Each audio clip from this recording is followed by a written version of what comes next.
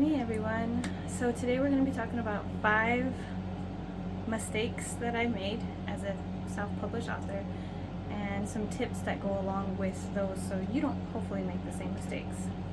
The first mistake that I made is I rushed into things. I rushed into covers. I painted and drew these covers, and then I painted them on like a canvas, and then I tried to transfer it. It did not come across very well. The first one doesn't look that bad.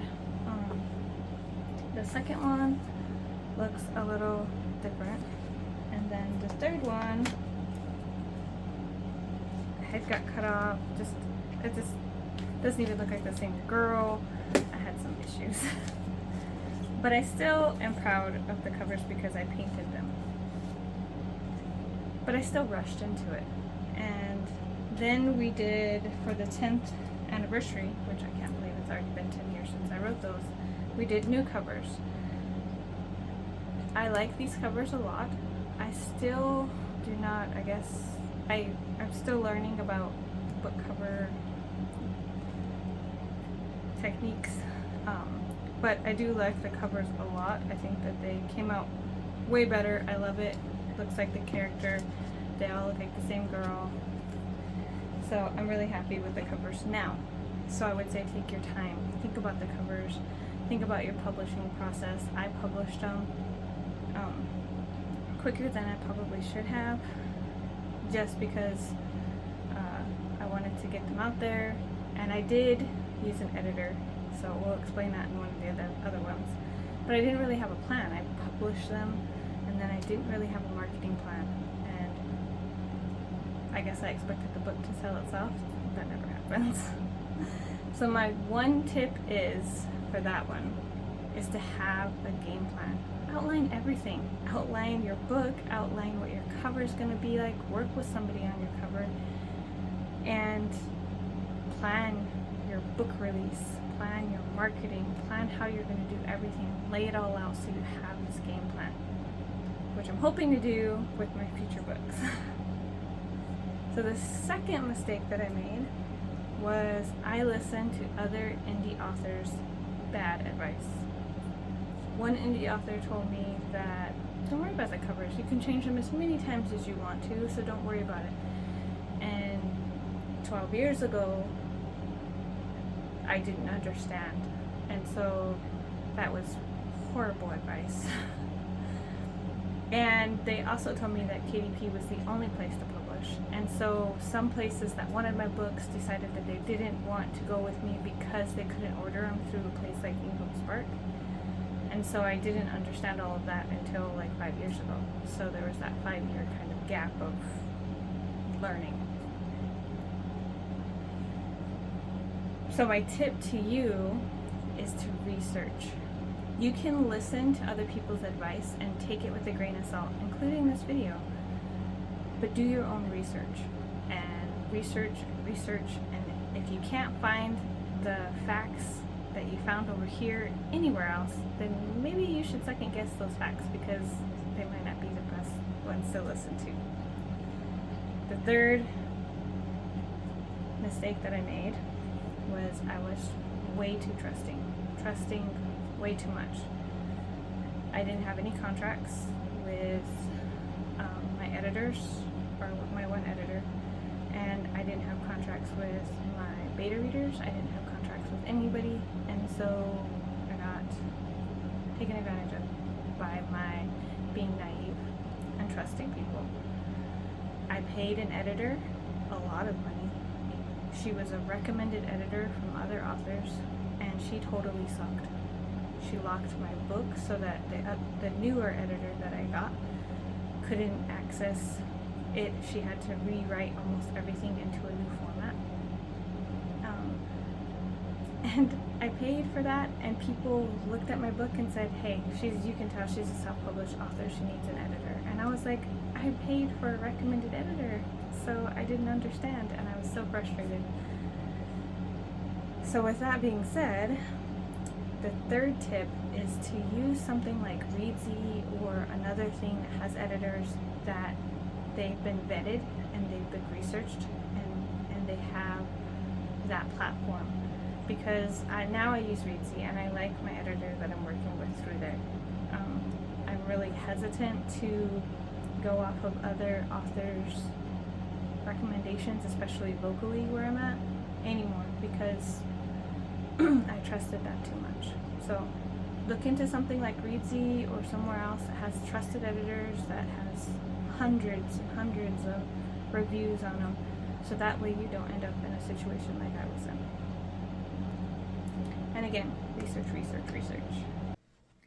So the fourth mistake that I made was I did not back up my files regularly or keep them in multiple places.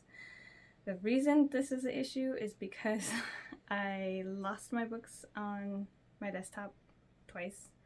I had them on a jump drive so that I could use it on my laptop and my desktop and everywhere else, and my oldest daughter leaned against the tower of the computer and busted the USB. I was very, very lucky that we could carefully put it into the computer, pull all the files, and then throw the USB away. But that was scary because I almost lost all of my work.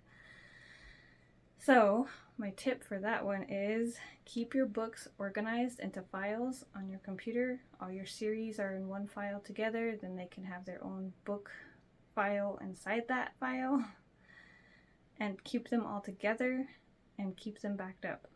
If you're going to do on your desktop, use an external hard drive. Have it on your desktop, external hard drive on your laptop, or multiple places anyway, because it really sucks if you lose your work. And I'm sure other authors, traditional published or self-published, have dealt with this issue too. I mean, it is a scary thing to lose all that work that you did. Okay, so I just wanted to say I needed to learn this lesson again, because this past month I lost 10,000 words of the books I was writing, and I cried, I screamed, and then we tried everything to try and bring it back, but it was gone. So I had to sit there and say, it is what it is. And unfortunately, that's the way it goes sometimes. And when a person doesn't remember to back up their stuff, then we lose things. So now I'm backing it up every night I write, and I figured I'm going to have 5,000 versions of this book, but by the time I publish, then I'll end up having less because I'll reduce it down. So anyway, I wanted to share that sometimes we have sucky moments as creators. We lose our art pieces, we lose our words, but we have to just sit there, take a deep breath, and move forward, and hopefully back up or protect our stuff as much as we can. So my fifth mistake is taking a break. So I published these books in 2011, 12, and 13. Then I also published these books, this one in 2012. And then I published this one, which I pulled, I think in 2013. Then this one was in 2019 and 2020, or somewhere thereabouts. I think this one's 2019. But there was a huge gap of like 6 years. 6 years that I didn't publish anything, I didn't write anything, didn't do newsletters, nobody knew what was going on. I fell off the face of the earth. And I didn't market my books. I just published them, and I don't know, just left them.